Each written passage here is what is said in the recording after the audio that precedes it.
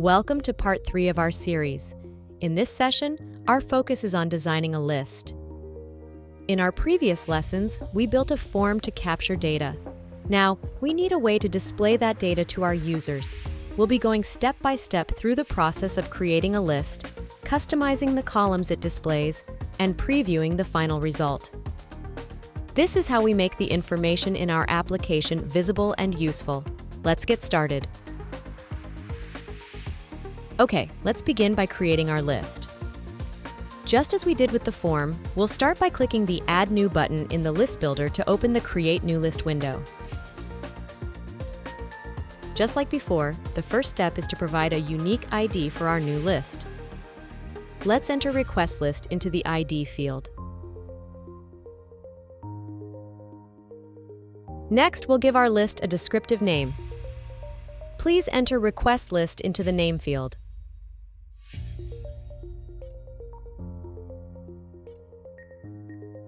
Now that the details are entered, we can create our list. Click the Save button to finalize it and open the List Builder. Welcome to the List Builder. Before we can design our list, we first need to tell it where to get its data. This is the most important step. We want to connect this list to the form we built earlier so it can display the submitted records. Let's click on the Select Source of Data dropdown to choose our form. The dropdown shows us several ways a list can get its data. Because we want to display entries from the form we created earlier, the option we need is Form Data. This will allow us to directly connect our list to that form. Please select Form Data from the options. Okay, we've told the list to get its data from a form. Now we need to specify exactly which form. To do this, we'll enter the Data Source configuration screen. Please click the Select Source of Data from the breadcrumb to continue. Now we need to select the specific form that will supply the data for our list. Click the drop-down menu to see the available forms in our application. There's our request form that we built in part 2. Let's select it now. With our data source connected, we can now customize the list's appearance. Please click on the Design tab to continue.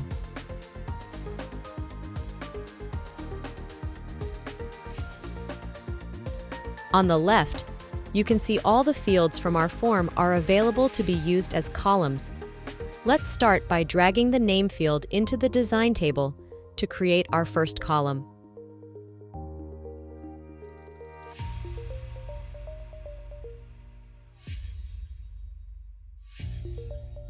Now let's add the other fields.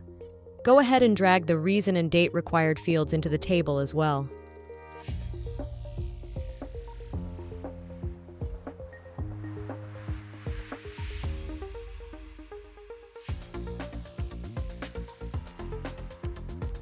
The columns in the list can be easily reordered.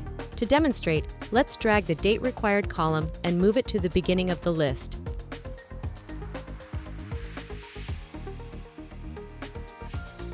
You can also edit the properties of any column. Let's configure this one by clicking on its header.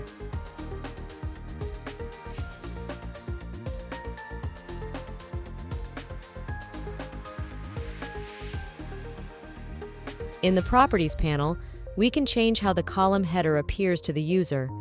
Let's change this label to Submission Date.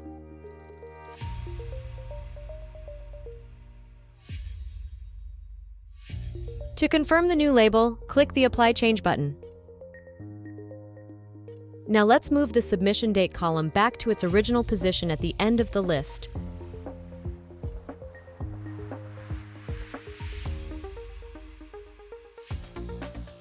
With our columns organized and configured, let's check our work. Click the Preview button to see how the list will look to the end users.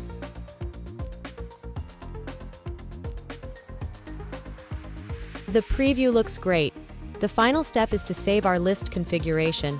Please move to the top right corner and click the Save button. This concludes our tutorial on designing a list. Excellent work! This officially concludes part 3 of our tutorial. You have successfully designed and configured a new list. Next, we'll move on to UI building in Part 4.